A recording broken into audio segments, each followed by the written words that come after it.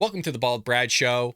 Our lead story of the day is regarding Tucker Carlson parting ways with Fox News and Don Lemon being fired from CNN. We got a lot of speculation happening today. As always, support a true American patriot by hitting that like and subscribe button. Leave us a short, sweet comment down below. The question of the day is, who do you think's going to take over for Tucker Carlson's show? Is it going to be Kayleigh McEnany? Are they going to bring in somebody else that we've never seen before? Let me know in the comment section below. Your help support would be greatly appreciated. Now, as I mentioned, Tucker Carlson has agreed to part ways with Fox News Media. And Fox News said in a statement, quote, "We thank him for his service to the network as a host and prior to that as a contributor." It is insane, folks, that his show was just gone. His last show was on April 21st, and his crew and employees just found out through an email from him yesterday. He has one of the top shows on television in terms of news, especially Fox News. And to give you a perspective, his show, if you were to take like MSNBC and like CNN and other outlets and combine their ratings all together, his show beat out all of them combined. Even his reruns beat out outlets' primetime programming, their original programming. I mean, his show was huge. This was a cash cow for Fox. And so I got a couple speculative things that I think took place here. Again, I don't know for sure, but Carlson was almost always at the top of the ratings in primetime. And I think it has partly to do with the Dominion lawsuit. Now, if you recall, there was this Dominion voting systems lawsuit for defamation that Fox News basically settled with for roughly $800 million. It was a little bit lower. They're not going to pay that entire $800 million. They're probably looking anywhere from $500 or $540 million that they'll have to pay. But I'm curious, this is where the speculation comes in, if this was a part of the agreement in the settlement that one of the hosts, whoever was peddling this defamation, has to be ousted. Or maybe it's going to be multiple hosts. We will see in one moment. A lot of people are also talking about Dan Bongino leaving Fox News, and I don't think they are together in terms of, I don't think this had to do with the settlement. I don't think that they are mutually exclusive, or rather, I do think they're mutually exclusive, where Dan Bongino was not able to come towards a contractual agreement per his words. I do watch Dan Bongino every morning. And he did say, hey, we just couldn't come to an agreement. I absolutely love them. We had a good run of 10 plus years, but we couldn't come to an agreement for the show to continue. But they did give him a final farewell episode, which he was definitely grateful for. So there's two mechanisms to what I see happening here. I think there's possibly on one mechanisms or one thing kind of taking place behind the scenes is things weren't as dandy as they might seem between Tucker and Fox News Media. And he's basically like, well, screw this BS, going back and forth with them. Things didn't work out. So they're finally going, well, screw it. You're gone. See you later. We thank you for your service, but you ain't getting a final farewell episode with all your audience and people that love you. Screw you, man. You're out and your employees are done. That could be the case. Again, this is all speculation. It's alleged. I have no idea. I got no behind the scenes stuff.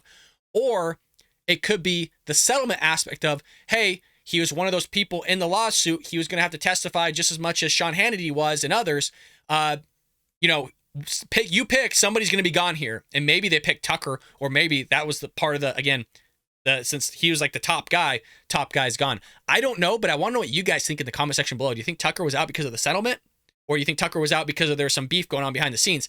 I have a hard time thinking it was beef, because even if there was, it's a cash cow for Fox. I don't know if you could find a bigger name than Tucker. I love Sean Hannity, but I don't know if Hannity's bigger than Carlson.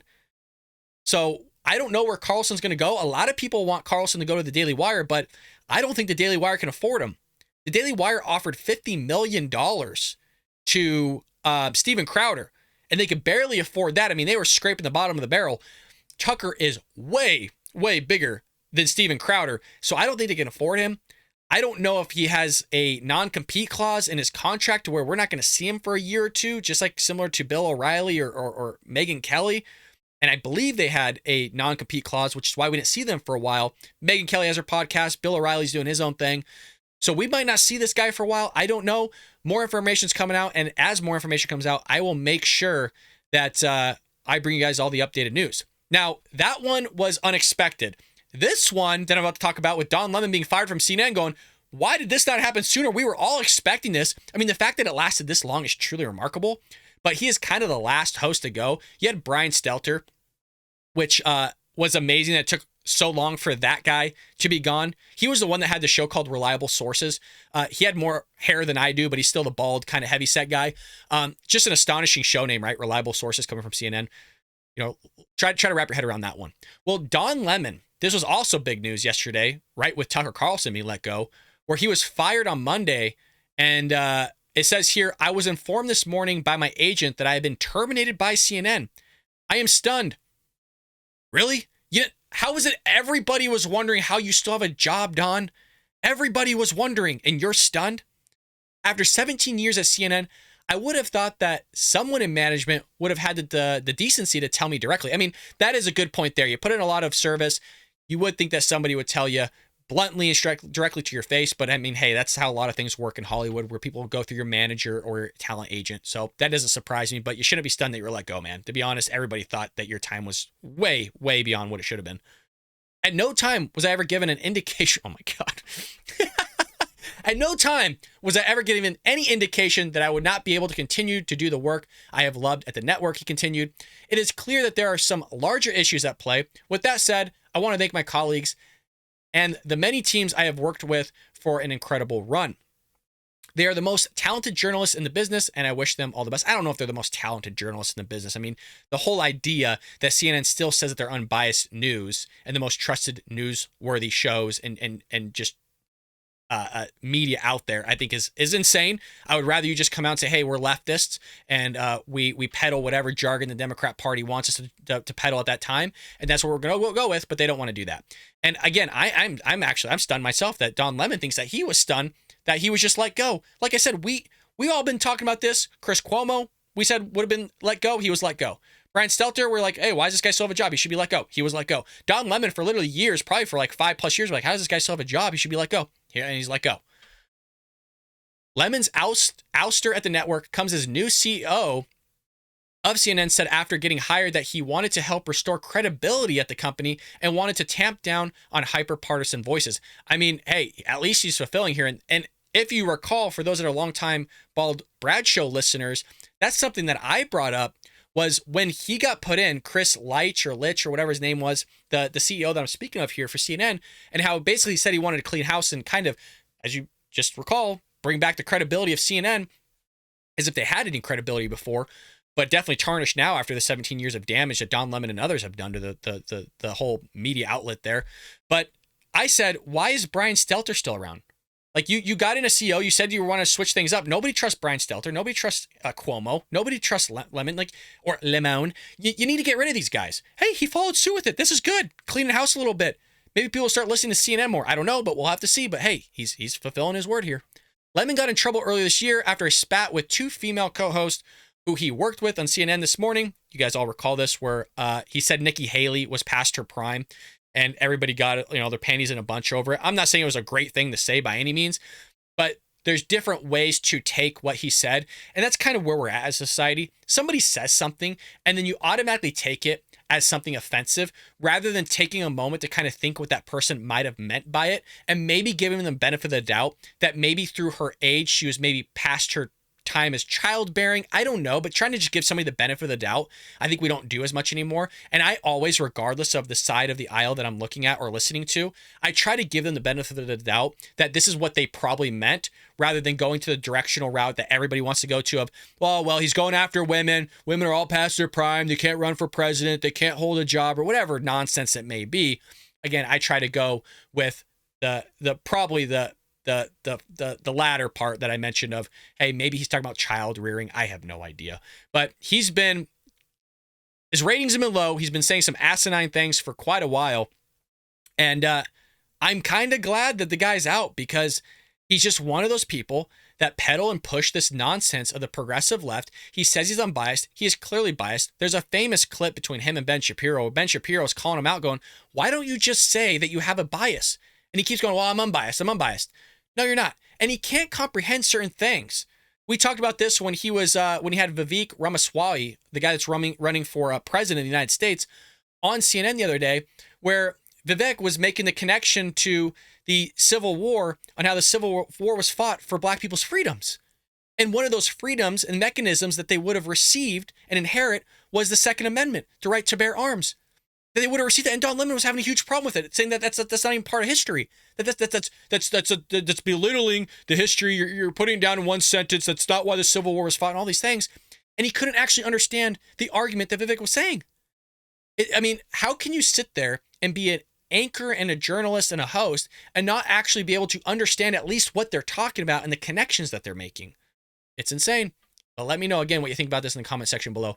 Moving into our second story of the day, folks, we got Lindsey Graham, who I'm kind of up in the air on, to be quite honest. I'm not sure if I like the guy or dislike the guy. He says some things I like. He says some things I don't like. I understand that we're with that or like that with everybody, Donald Trump, DeSantis, whoever it may be. But really, I mean, I like what he says here in this clip, and I'll show you in a moment. It's about abortion, but I also don't like the way that he answers questions. And you guys know this with me. I hate when somebody asks a question and you don't answer it clearly. And for some reason, he's not willing to answer it very clearly, although he does give an answer that I do agree with. It's just frustrating. And this is all circled around the abortion argument with the Supreme Court, abortion in general, Roe v. Wade. It's a good clip. It's not very long, but I want to go ahead and play it for all of you. Let's go ahead and roll it. Let's turn to the fight over abortion rights, Senator. You've been a leader on this issue. Just before the midterm elections, you proposed legislation to ban abortion nationwide after 15 weeks, with some exceptions. On Friday, the Supreme Court ruled that mifepristone will continue to be accessible to Americans. Did the court get that right? Yeah, I think what the court's going to do is send it back for a little more evaluation. But the issue was the drug lawfully approved? Did the FDA follow its own procedures? Chemical abortion safe? So those issues will be decided by the court. The idea of mailing the drug, sending the drug through the mail, runs into a statute called the Comstock Act. The Supreme Court will sort all this out here in the coming months, and I'll live with whatever decision they make. Well, you mentioned the Comstock Act, which I should tell our viewers bans every article, instrument, and substance, drug or medicine, things that are used for abortion, from being in the mail. It's a very old statute on the books. Do you believe that the Supreme Court should use that as a way to ban this abortion pill? Well, I think it's a law on the books, and it was placed there for a reason. But sending the abortion drug through the mail is a big change in how it is provided. In 2000, when it was first approved, you had to have 4 visits to the doctor. In 2021, the Biden administration said you don't have to even consult a physician anymore and send it through the mail. Is that safe? Has the FDA gone too far? Have they used the procedures in place to make such a dramatic change? That's what the court will decide. Former President Donald Trump's campaign said this week that the Supreme Court got it right when they ruled abortion was a state issue. But here's what former Vice President Mike Pence said yesterday in Iowa. I don't agree with the former president who says this is a states-only issue. I mean, we've been given a new beginning for life in this country. I think we have an opportunity to advance the sanctity of life, move it ever closer to the center of American law. Senator, I've heard. I actually agree with Mike Pence here. Should it go to the states? Yes. In the sense of how the Federalist Papers and the government works itself out, sure. Yeah, it should go to the states. I mean, it's not a federal issue. It's a state issue. And the state should be taking, I guess, responsibility, if we want to use that word. It's not a correct word to use. But they should be allowed to withhold that power, and that power can be moderated or changed by the representatives that are elected by the citizens of that state. But it is wrong in the sense of, if you look at how Roe v. Wade was formulated and created, which we talk about in our book, Trojan Horse. It is the last chapter here, and we end off with a banger, folks. We give the religious argument, but we also give the secular worldview argument of how Roe v. Wade happened, how abortion happened. We talk about historically how long abortion has been taking place. I mean, we go back thousands and thousands of years in history and talk about abortions, the Egyptians and others, and we kind of formulate our thoughts all the way down to the Supreme Court cases with Griswold v. Connecticut. We take you through Roe v. Wade. We take you through the different components of Roe v. Wade. We take you through the emanations and the penumbras of the Bill of Rights and how they found these rights just kind of out of whole cloth.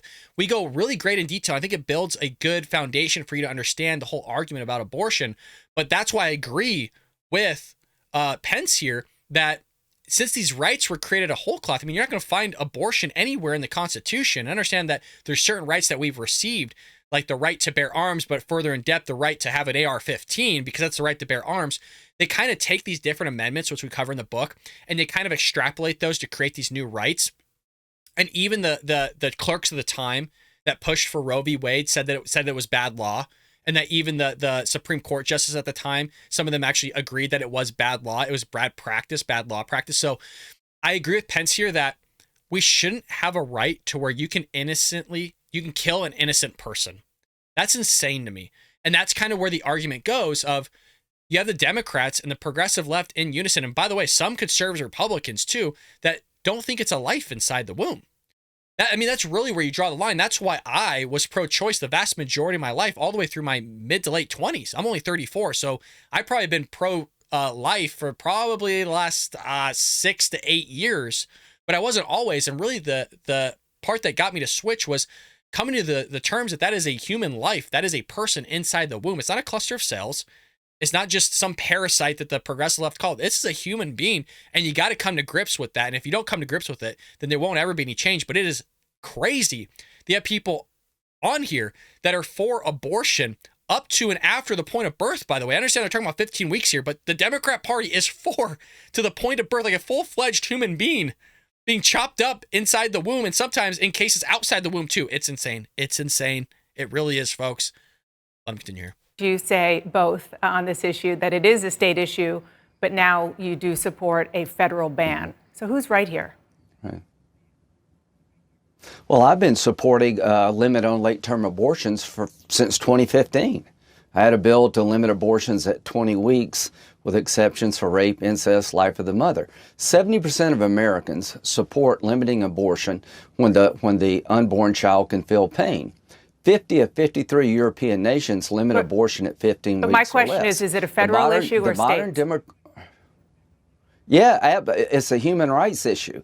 Does it really matter where you're conceived? At 15 weeks, you have a developed heart and lungs, and to dismember a child at 15 weeks is a painful experience. It's barbaric. It's out of line with the rest of the civilized world. Only North Korea and China allow abortion on demand up to the moment of birth, except the Democratic Party. What the Democratic Party proposes on abortion is barbaric. Abortion up to the moment of birth, taxpayer funded, I think is barbaric. I welcome this debate. I think the Republican Party will be in good standing to oppose late-term abortion like most of the civilized world. Just for the record, Roe went up to viability, but I just want to button this up. Quit covering for these guys. No. Your media, you keep covering for these guys. They introduced legislation that allowed abortion on demand with taxpayer-funded you paying for it, the taxpayer, up to the moment of birth. That was their position in Washington. That's the law they want to pass, and nobody in your business will talk about it. It's barbaric. Senator. I'll make sure I talk about that when this clip is done. I'll actually talk about the exact thing that Lindsey Graham is talking about. Senator, I'm not covering for anybody, and you know that. And when I have Democrats on, and I've had Democrats just on, report the facts. I have asked all of them about their position on where they believe this issue should be. My question for you, sir, is about President Trump, who you've endorsed to be president again. Is he right in saying that this issue should be a state's issue? He said yesterday, I think at his speech in Iowa, that he opposes late-term abortion. Here's what I believe, that anybody running for president who has a snowball's chance in hell in the 2024 primary is going to be with me, the American people, and all of Europe saying late-term abortions should be off the table. 70% of the people oppose late-term abortions. I am confident over time that's where our nominee will be. I am confident that no Democrat will answer the question of when do you draw a line. They never get challenged. And I welcome this debate. Okay. I welcome this debate. Should we be like China and North Korea, or should we be like Europe when it comes to late-term abortion? Okay. So you guys know it's kind of a pet peeve of mine when somebody doesn't answer the question that's being proposed to them. And it's really tough to digest that aspect that Lindsey Graham is sitting there saying that Democrats won't kind of tell when they're for, in terms of at what time period, number of weeks that you're for an abortion, while at the same time you're not willing to answer the question, do you think it's a federal or state issue? And I really don't understand why he's not willing to just say that, hey, for right now, I think it's a state issue. This is how my thoughts kind of formulated from a federal to a state issue. I don't know why he's not willing to answer that question. I don't see any harm behind that. Maybe I'm missing something. I very well could be. But again, it doesn't look good that you're trying to kind of direct it towards the Democrats not willing to answer a question, but you're not willing to answer a very simplified question. Now, was he right in terms of what Democrats are proposing? So in 2021, the Democrats had the House, and they did pass a bill to codify abortion rights into federal law, folks. The legislation would not only permit women to abort an unborn child before fetal liability for any reason, by the way, but it would permit doctors to conduct abortions on unborn children after the fetal liability threshold if the doctor determines that continuation of the pregnancy would pose a risk to the pregnant patient's life or health. Now, here's the issue. They didn't specify in the language of that bill what they meant by health. Was it mental health? Like, what exactly type of health did they mean? It just went undefined. And you see this from the Democrats. They'll just throw in these huge words, and they won't actually define what the word is. And then we're just expected to go along with it. You see a lot of this happen when, in terms of talking about religion in bills, they're never really specific. And there's an opportunity, because they're not specific, to actually limit the rights of some people, and specifically religious people. And here you're talking about health just in a broad picture. So ultimately, the bill was killed in the Senate, if you recall. But you know, the Democrats love killing innocent babies, so it was reintroduced, and it's called the Women's Health Protection Act. In the 118th Congress, it has been referred to a committee.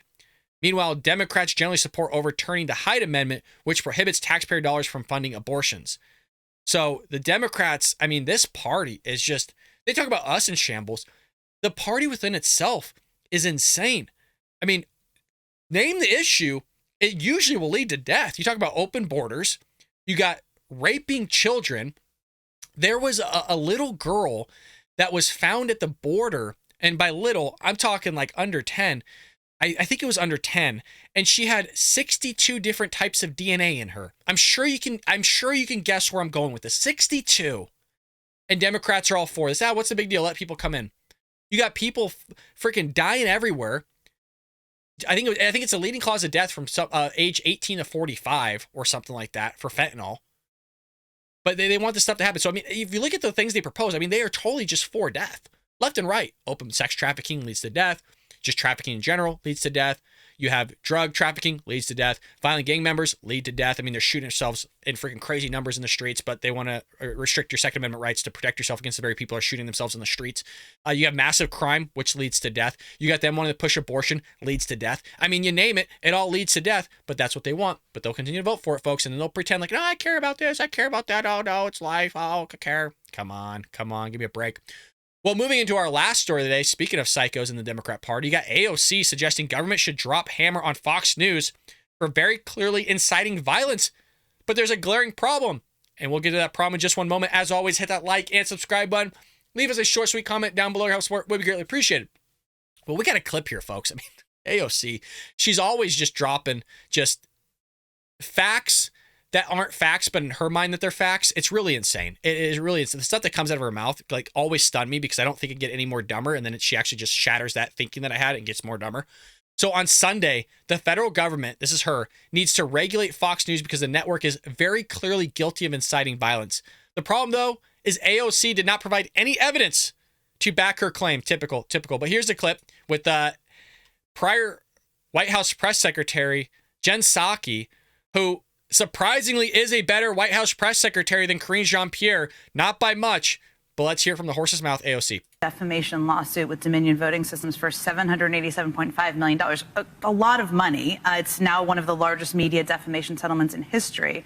Do you think in making this settlement, Dominion's lawyers made a mistake in not requiring Fox acknowledge on air that it lied to its viewers? Well, this was a corporation suing another corporation for material damages. Mm-hmm.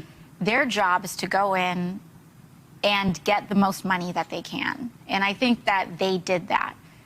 They are not lawyers for the American public. And I think what is best for the country, what would have been best for the country, would have been to demand that and to not settle until we got that. But that is not their role. And so for us, I think this really raises much larger questions. Very often, I believe that we leave to the courts to solve issues that politics is really supposed to solve, that our legislating is supposed to solve. We have very real issues with what is permissible on air, and we saw that with January 6th. And we saw that in the lead up to January 6th, and how we navigate questions, not just of freedom of speech, but also accountability for incitement of violence. This is the line that we have to really explore through law as well. And do you think media organizations or social media platforms should be accountable for the role for being platforms for incitement? I believe that when it comes to broadcast television, like Fox News, these are subject to federal law, federal regulation in terms of what's allowed on air and what isn't. And when you look at what Tucker Carlson and some of these other folks on Fox do, it is very, very clearly incitement of violence. Very clearly incitement of violence. And that is the line that I think we have to be willing to contend with. Jim Jordan, your friend and mine, has really... Folks, there is no examples of Fox News inciting violence. They do the same thing with January 6th, right? Hey, go peacefully protest. Like Donald Trump said, go peacefully protest. And they're, oh, he's inciting violence. I mean, it's crazy that she's just sitting there going, yeah, we should limit the speech of others. Democrats are totally for chiseling away at your rights, your Bill of Rights, from the First Amendment to the Second Amendment to others. It's insane. So while AOC claimed Fox News is very clearly, you heard her words, just similar to Karine Jean-Pierre, very clearly guilty of inciting violence, she did not provide any evidence in the whole interview to back up her allegations.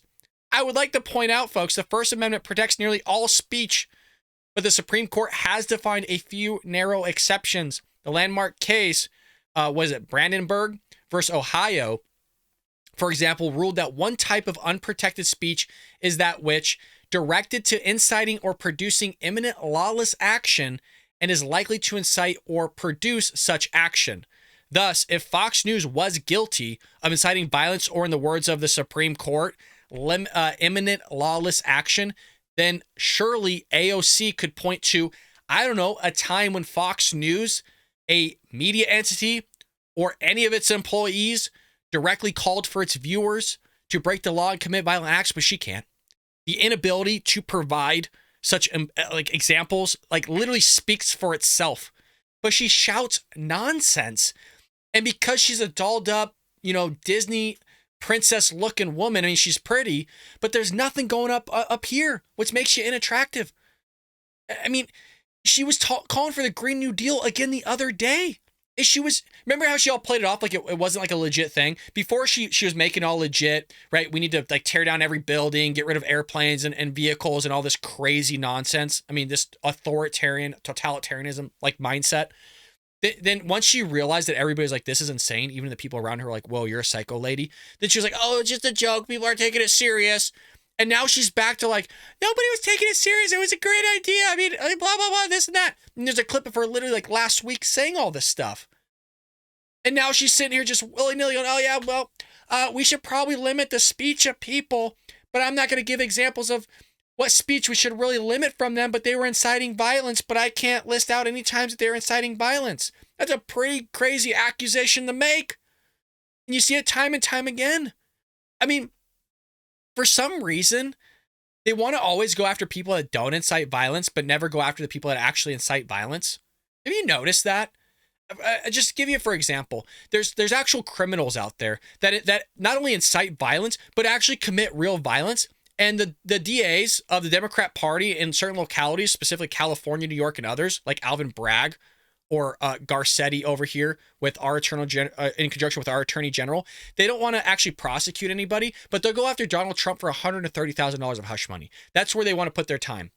Not inciting violence, but you have actual people inciting real violence, crime, stealing stuff, which is why San Francisco now has a Target that has everything. I'm sure you all seen the video of this. Everything is behind glass doors. And when I say everything, I mean every product in that Target is behind a glass door, because crime is through the roof, and it's one of the security measures that they've implemented. So you have these people that shout stuff to the skies that doesn't mean anything. And it's dangerous to sit there and say, well, a news outlet that doesn't incite violence should be held accountable for inciting violence, of which I can't name, and we should limit the speech and actually give them, certain punishments for whatever inciting violence that they're not committing. And Jen Psaki's just like, oh, not like asking for specific examples, just, oh, okay, right? Typical MSNBC reporter massaging the shoulders of the Democrat Party, especially the Squad, which isn't even really the Democrat Party. Man, that is a fringe group of the Democrat Party. They are so far out there. It is crazy. People vote for them. Like, the people that voted for them are probably just as crazy as the people that, again, are pushing and peddling this stuff. So meanwhile, to explore through law, by the way, ways to hold accountable the media organizations, you would require an amendment to the Constitution, because the Supreme Court has a long established precedent for interpreting the First Amendment protections, and it almost never goes, by the way, in the government's favor. So the government constantly wants to encroach upon your rights. We said this time and time again, from the First Amendment to the Second Amendment and others. They want to sit there and limit your speech. They want to take away your firearms. They're being clear and open about it, folks. And for some reason, they want to target conservatives, Republicans, rather than looking at themselves in the mirror and seeing the terrible and drastic policies they're putting on the American people and our country that is driving it into the ground, which, again, that's why we wrote an entire book, Trojan Horse, How the Left is Destroying America. She's one of the left that are actively trying to destroy America from the inside out. We talk about her in the book, folks. She is in here. We don't say anything slanderous or liable or anything like that. It's just all facts, truth, her own quotes, everything like that. Folks, it is a phenomenal read. Folks, we're being shadow banned here on the Bald Brad Show. I was talking to a buddy of mine, a coworker, teaches stats with me. We're talking about the uniform distribution we get on views. You guys, for some reason, it won't go past a certain threshold. It's the weirdest thing. If you actually saw my analytics, it is almost perfectly flat. If anybody knows anything about stats, that's usually not the case. It is almost perfectly flat. It's like between like 25 views, it will go up and down. Generally, it'd be like 199 views an hour, 205 views the next hour, 203 the next hour after that. I am almost a firm belief we are being shadow banned here. I need your help and support, folks. Leave us a comment down below. What do you think? Who's going to replace Tucker Carlson's show? Leave us that in the comment section. Is it going to be Kayleigh McEnany? Are they going to bump Sean Hannity up? Are they going to bring back Bill O'Reilly? I mean, who do you think's going to replace Tucker? You got to have a big name. And then furthermore, can you please send this to your friends and family? Can you make sure you hit the like and subscribe button if I've earned it? I need your help in promoting the show, because somehow we got to get past this algorithm, because what they're doing, again, we're all firm belief here, almost 33,000 subscribers, and we can't get past a certain threshold. I don't know. It's a little iffy to me. Heck, let me know what you think about that in the comment section too. Do you think we're being shadow banned here? Let me know. Your help and support would be great. Appreciate it, folks. I love you to death. Thanks for hanging out with me. And folks, I'll see you tomorrow here on the Bald Brad Show.